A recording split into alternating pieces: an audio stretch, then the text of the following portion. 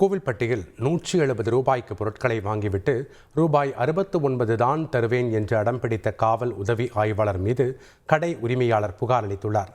தூத்துக்குடி மாவட்டம் கோவில்பட்டி பசுமந்தனை சாலையில் ஜெகதீஷ் மனைவி முத்துச்செல்வி கடை நடத்தி வருகிறார். அங்கு வந்த காவல் உதவி ஆய்வாளர் அந்தோனி திலீபன் என்பவர் சிகரெட், தீப்பெட்டி என மொத்தம் ரூபாய் 170க்கு பொருட்கள் வாங்கியுள்ளார். ஆனால் 69 ரூபாய் மட்டுமே பேடிஎம்மில் செலுத்திவிட்டு மீதி பணத்தை தர மறுத்துள்ளார்.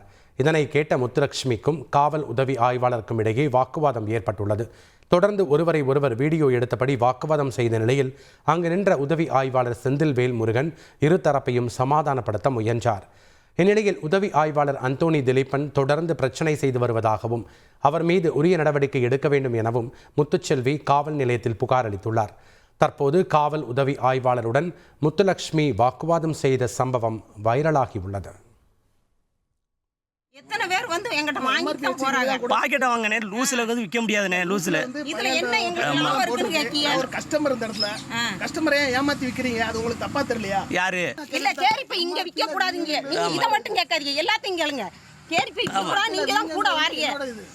நீங்க தான் கூட வாரீங்க. என்ன போட்டா எடுக்க ஒன்னையும் சேர்த்து உள்ளதுக்கு போடுவோம்ல. நான் அவங்ககிட்டையும் போனை வாங்கி பிடுங்கி அவங்க எடுத்த ஆதாரத்தை அழிக்காங்க.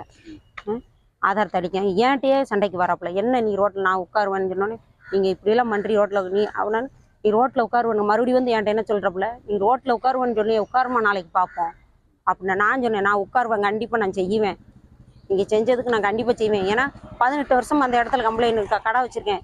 யார்கிட்ட வேணால் யார் வந்து வேணாலும் விசாரிச்சு பாருங்கள். பக்கத்தில் கடையில் எங்களை அப்படி யாரும் சொல்ல மாட்டாங்க. யார் இதுக்கு நாங்கள் போக மாட்டோம், வைக்கவும் மாட்டோம். எங்கள் வேலை உண்டு, எங்கள் ஜோலி உண்டுன்னு இருக்கிறது. நேற்று வந்து நான் எனக்கு 35 வருஷம் வாழ்க்கையிலே நேற்று என்னை கேவலப்படுத்திட்டு போயிட்டாப்ப. எனக்கு அசிங்கமாக இருக்குது. ஆமாம், ஆனால் இதுக்கு தக்க நடவடிக்கை எனக்கு எடுக்கணும். ராமநாதபுரம் அருகே மெத்தபெட்டமைன் போதைப்பொருள் விற்பனையில் ஈடுபட்டதாக 3 பேர் கைது செய்யப்பட்டுள்ளனர். கியூ பிரிவு போலீசாரின் தகவலின்படி கீழக்கரை போலீசார் தீவிர தேடுதல் வேட்டையில் ஈடுபட்டனர். அதன்படி விஏஓஸ் சாவடி பகுதி அருகே வந்த காரை நிறுத்தி சோதனையிட்ட போது காரில் இருந்தவர்கள் முன்னுக்கு பின் முரணான பதிலளித்துள்ளனர். பின்னர் காரில் தீவிர சோதனை மேற்கொண்டதில் 4 கிராம் மெத்தபெட்டமைன் போதைப்பொருள் இருந்ததை கண்டறிந்து பறிமுதல் செய்தனர்.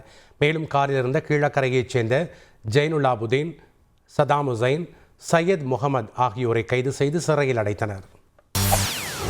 செய்திகளை உடனுக்குடன் தெரிந்து கொள்ள உடனே சப்ஸ்கிரைப் பண்ணுங்க.